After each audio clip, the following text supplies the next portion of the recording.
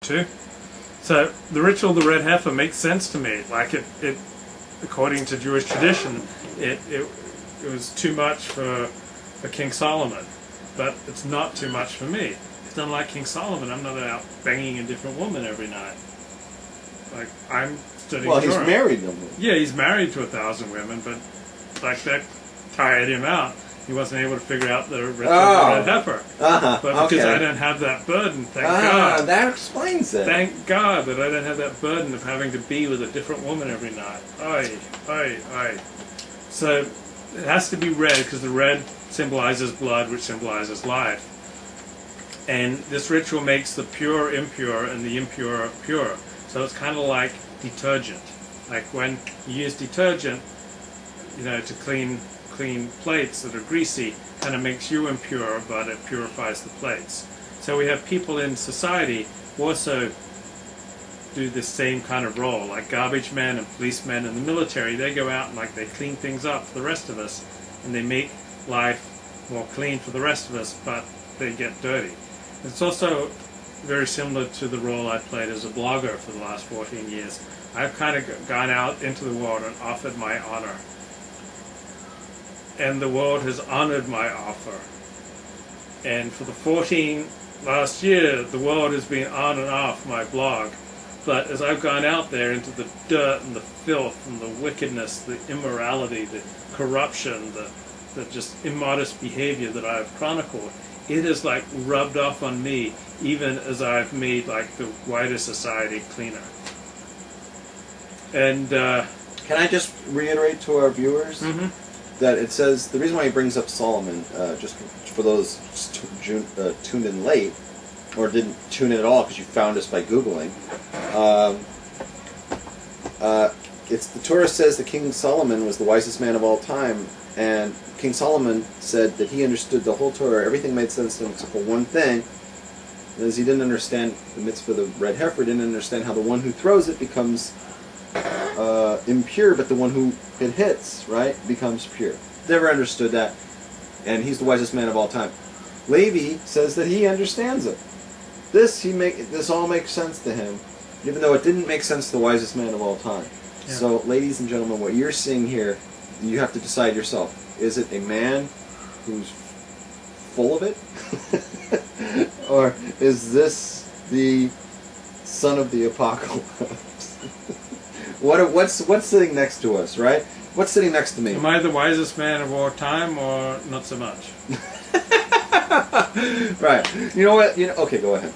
So, according to Numbers chapter 19, verse 11, it's only contact with dead people that's impure. You're not rendered impure or tamei through contact with dead animals. So we recoil from dead animals, as we should. We recoil from death.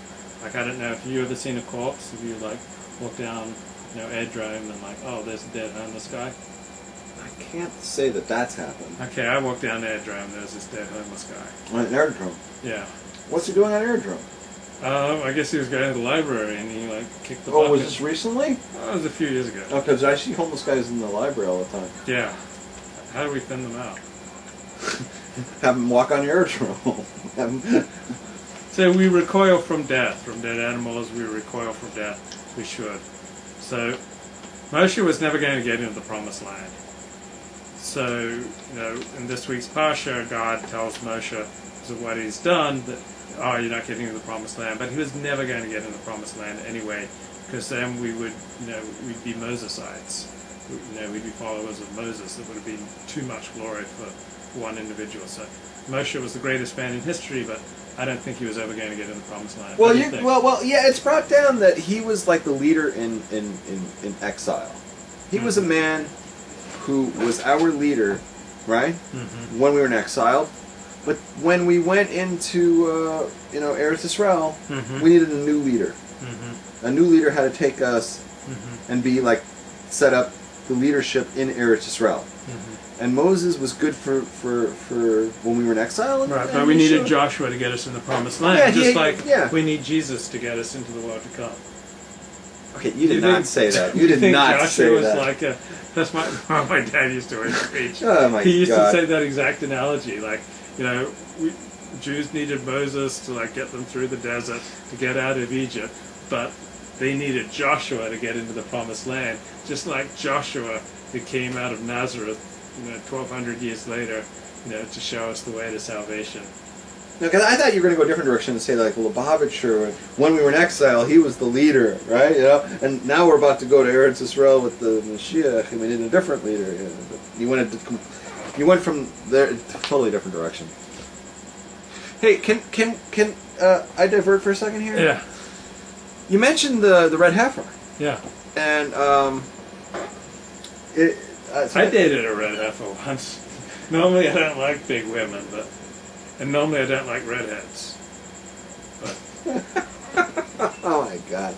All right, you talked about the red heifer. We're talking about the red heifer. Like we talked about it last year at great length.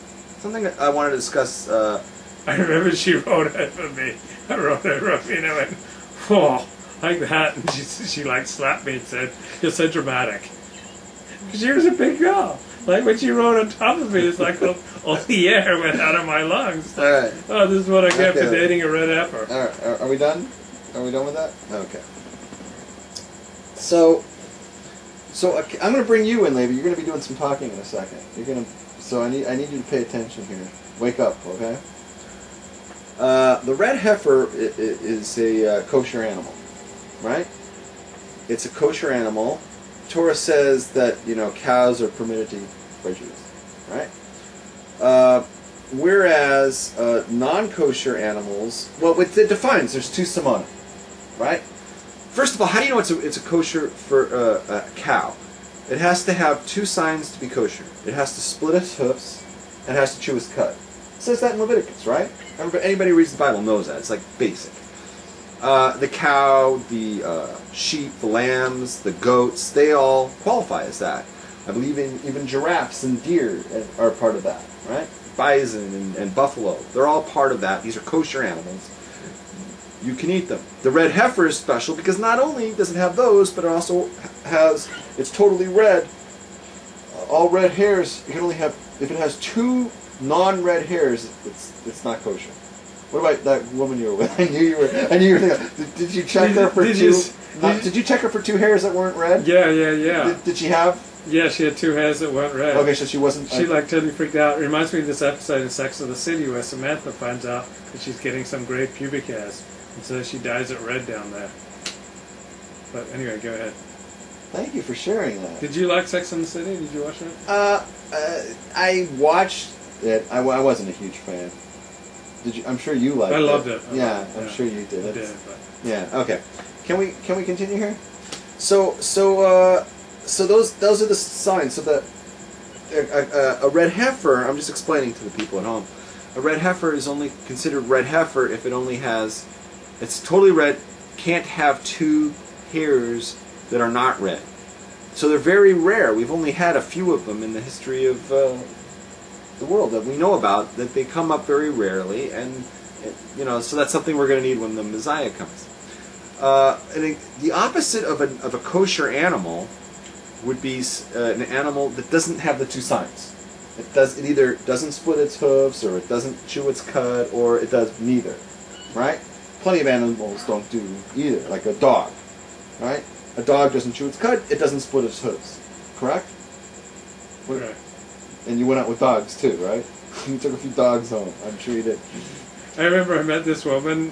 I'd driven like a long way to meet her, and I met her, and she wasn't like the picture. She was 5'10", and she was 180 pounds. You know what she said to me? She said to me, "I carry it well." It's like, I'll be the judge of that, ladies. Like, ladies, don't tell me I carry it well. I'll be the judge if you carry it well or if you're a heifer. Are you trying to ruin this? Okay, here's what's coming next. So the in-between animals, the Torah says there's four. It lists off four animals that either have one sign or the other. Either they chew their cud but they don't split their hooves, or they split their hooves but they don't chew their cud.